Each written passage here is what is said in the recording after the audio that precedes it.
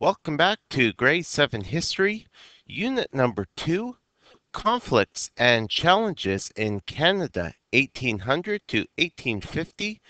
This is lesson number 16. Why did the United States declare war?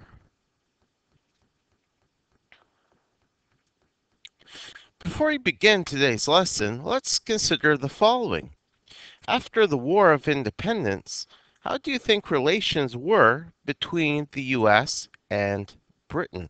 So remember that we spoke about in earlier classes how the 13 colonies wanted to be independent from Britain and they received their independence, but not through peaceful means.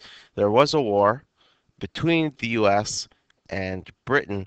And we left things there, and we didn't really talk about how the US and Britain got along after the War of Independence. So that's the focus of this lesson, plus the next two. But what I want you to do is put the video on pause so you can write down your response to this question. All right, let's proceed.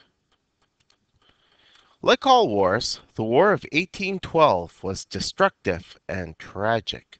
A number of factors caused the U.S. to declare war on Britain.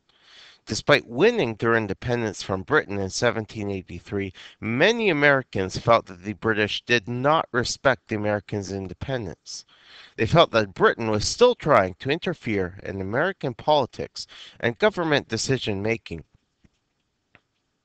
And here's one of several powerful paintings from the time period.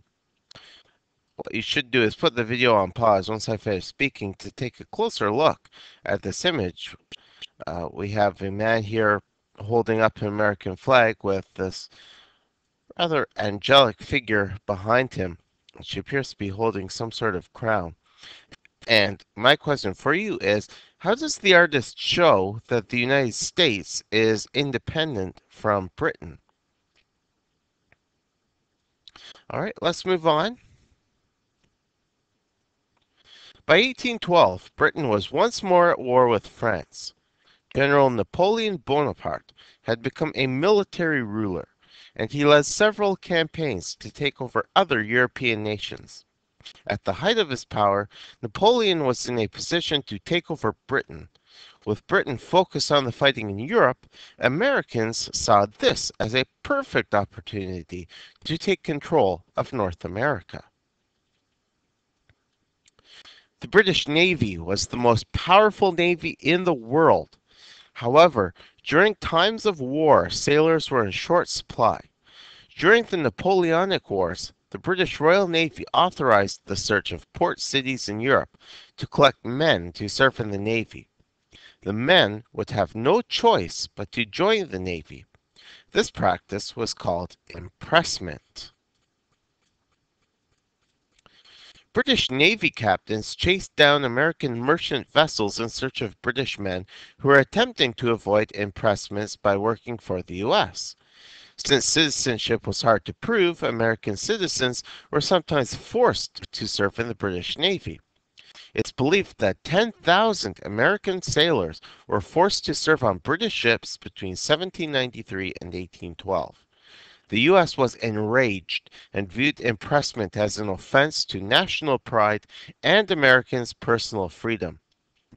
Just take a look at this diagram on the left.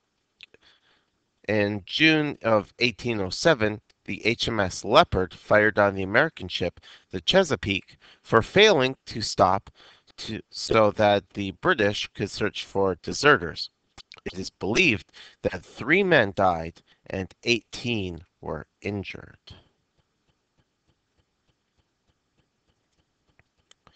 Britain's conflict with France also affected the ability of the U.S. to trade with other countries. Napoleon tried to destroy Britain's economy by ordering European nations under French control to stop trading with Britain.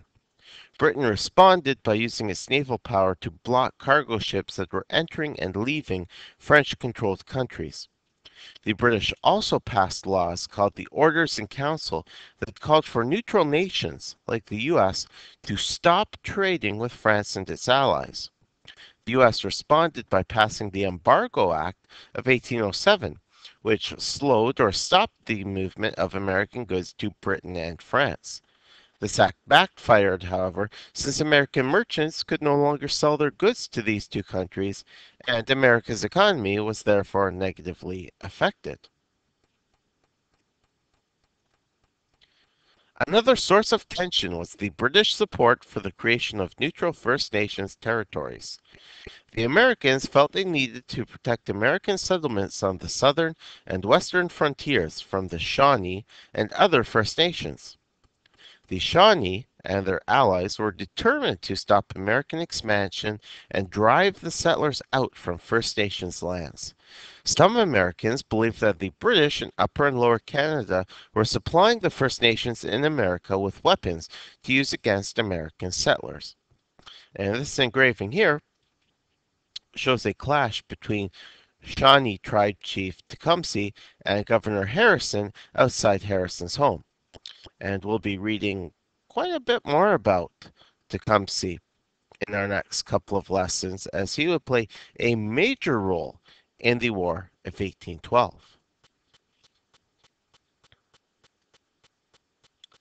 Expanding settlement farther and farther west was a high priority for many American politicians in the early 1800s. Many Americans saw the takeover of all of North America as both their duty and their right. They believed it was their mission to spread American culture and quote unquote civilization throughout the continent. Several politicians were very vocal in their demand for armed conflict against the British. These politicians were known as war hawks and pressured President James Madison to declare war on Britain. And this is a very popular illustration, or rather painting, from the time. When I'm finished speaking, I want you to put the video on pause so that you can write down your response to this question, which is, what do you think the artist is saying about America and the First Nations? Just before you put the video on pause, things to look at. Consider the position of this young woman here, her appearance, where she's situated in relation to everybody else. Consider the contrast of light that we have on the right side of the painting as opposed to the left side, which is darker. And consider which people appear to be covered heaviest in darkness. Okay, so please put the video on pause. All right, let's continue. Americans' confidence in taking Upper and Lower Canada was very high. One war hawk, John C. Calhoun, believed it would take only 4 weeks for the U.S. to take the Canadas. On June 18, 1812, President Madison officially declared war on Britain. In his proclamation, Madison called for Americans to show love for their country and to follow American laws in order to ensure a quick victory. Although the previous president, Thomas Jefferson, had tried to avoid another war with Britain during his time in office, he stated that capturing the Canadas was a quote unquote mere matter of marching. People in Upper and Lower Canada could sense that dangerous times were ahead. Within days of Madison's declaration of war, the police in Quebec City issued a notice advising all American citizens to leave or face arrest. Such notices did not weaken Americans' confidence that they would easily win the war. They did not even consider that people in the Canadas would stand up to them. The Americans, as we will learn in our next two lessons, were in for a huge surprise. And I've just taken a reprinted quote from the inspector of police in Lower Canada in 1812. His name was Ross Cuthbert. And this police notice basically told all American citizens living in Quebec or Lower Canada to get out, or else they would be arrested. And this issue was sent out on June 29th, 1812. So My question here is, how do you think this affected families and communities in Quebec City? All right, and let's wrap up today's lesson slash video by considering these two questions. Number one, what do you think was the main cause of the War of 1812? And second, who do you think the outbreak of the War of 1812 was most significant for?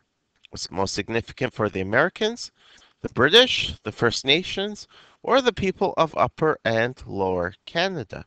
So what you're going to do while I'm finished speaking is put the video on pause so you can write down your responses to these two questions.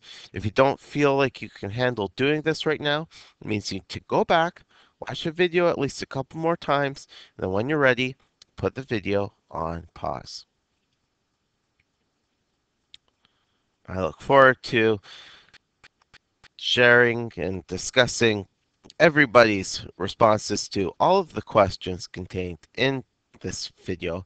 But until tomorrow's class, this does conclude today's video.